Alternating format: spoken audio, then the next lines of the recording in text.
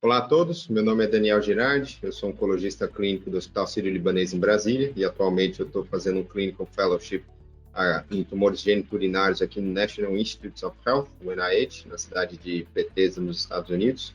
Eu fui convidado para conversar um pouco sobre os resultados do estudo Checkmate 9ER, que acabou de ser apresentado na sessão presidencial desse primeiro dia de Congresso Europeu. Antes de falar exatamente sobre os dados do estudo, eu queria comentar só um pouquinho sobre a combinação que esse estudo avaliou, que é a combinação de cabozantinib com nivolumab.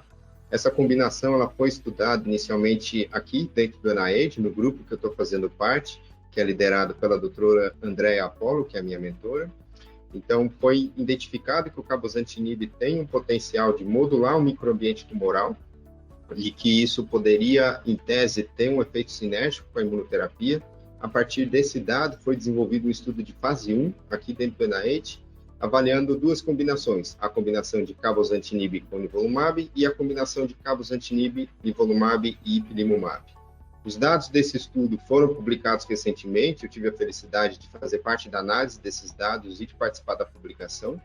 O estudo foi publicado no JCO esse mês de setembro, no último dia 11, e o estudo mostra que a combinação ela é bem tolerada e também mostrou uma atividade bem significativa em tumores do trato geniturinário, especialmente os carcinomas uroteliais, e também nesse estudo foi avaliado os pacientes com tumores de células claras renais. Baseado nos dados desse fase 1, foram desenvolvidos vários estudos maiores de fase 3, avaliando essa combinação, sendo que um desses estudos é justamente o estudo Checkmate 9ER, que a gente vai comentar a partir de agora. Então, esse é um estudo de fase 3, randomizado, multicêntrico, que avaliou 651 pacientes. O braço experimental desse estudo foi nivolumab 240 mg a cada 2 semanas versus mais cabozantinib 40 mg diariamente. E o estudo controle, o braço controle, aliás, foi o sunitinib na dose padrão que a gente já está habituado a ver. Foram randomizados os pacientes com tumores de células claras renais em primeira linha, independente dos fatores de risco que eles estavam presentes, independente da classificação de risco pelos critérios do IMDC. Esses pacientes, então, foram randomizados por esses dois braços. O endpoint primário foi a sobrevida livre de progressão. Endpoints secundários foram a sobrevida global, a taxa de resposta e a segurança. O estudo teve um follow-up aí de aproximadamente 18,1 meses, e o que a gente vê nos resultados é que para o endpoint primário de sobrevida livre de progressão, a sobrevida mediana para o braço da combinação de cabozantinib com nivolumab foi de 16,6 meses, versus 8,3 meses para o braço do sunitinib, e essa diferença foi estatisticamente significativa, com hazard ratio de 0,51. O endpoint secundário de sobrevida global também foi diferente estatisticamente entre os dois braços, favorecendo o braço da combinação. A sobrevida mediana não foi alcançada em nenhum dos dois braços, porque o follow-up ainda é relativamente curto, porém, o hazard ratio foi de 0,6 a favor do braço da combinação de cabozantinib com nivolumab. Quando a gente olha em relação à taxa de resposta, a gente vê que a taxa de resposta da combinação de cabozantinib com nivolumab foi de 55,7%, bem superior à taxa de resposta do sunitinib, que foi de 27,1%. Olhando para os pacientes que tiveram a resposta completa, foi de 8% versus 4,6% no braço do sunitinib, e a duração da resposta, como a gente já vê nesses estudos envolvendo imunoterapia, a duração de resposta foi maior para o braço contendo imunoterapia, foi de 20,2 meses versus 11,5.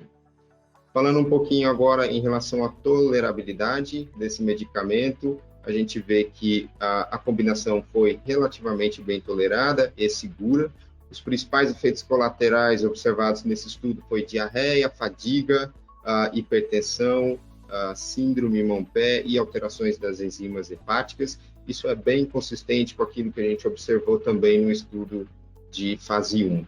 O estudo também avaliou questões relacionadas à qualidade de vida através da aplicação de questionários, e isso também foi favorável para o braço da combinação, mostrando uma melhor performance em relação à qualidade de vida do que os pacientes que estavam no braço do sunitinib. Então, a gente tem um estudo grande de fase 3, mais um estudo, na verdade, positivo para o seu endpoint primário e também positivo para a sobrevida global. O cenário da primeira linha de câncer de rim mudou bastante nos últimos 2, 3 anos. A gente tem pelo menos 4 estudos de fase 3 positivos nesse cenário, sendo que 2 desses estudos são positivos para a sobrevida global. Então, esse estudo, Checkmate 9ER, é o terceiro estudo mostrando ganho em sobrevida global. Pelo tamanho do estudo e pelo ganho em sobrevida global e ganhos em taxa de resposta sobrevida livre de progressão, é uma combinação que deve ser aprovada pelas agências regulatórias para ser um dos tratamentos padrões em primeira linha para os pacientes com carcinoma de células claras renais. A pergunta que surge, obviamente, dentro desse cenário atual, onde a gente tem várias opções demonstrando ganho em sobrevida global, com combinações envolvendo imunoterapia, seja 2 imunoterápicos ou imunoterapia mais inibidor de tirosina quinase ou antiangiogênico, a pergunta que surge é qual a melhor combinação para o meu paciente. Essa é uma resposta que a gente ainda não tem.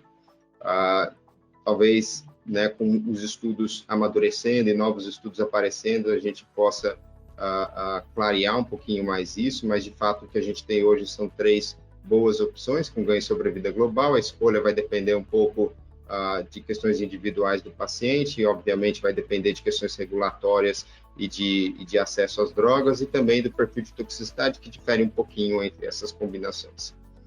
Essa combinação de cabozantinib com nivolumab, então, bastante promissora, está sendo avaliada também em outros estudos grandes em câncer de rim, estudos de fase 3, como, por exemplo, o COSMIC 313, e também o estudo Pedigree, que avaliam essas combinações de diferentes maneiras dentro do cenário de pacientes com câncer de rim metastático.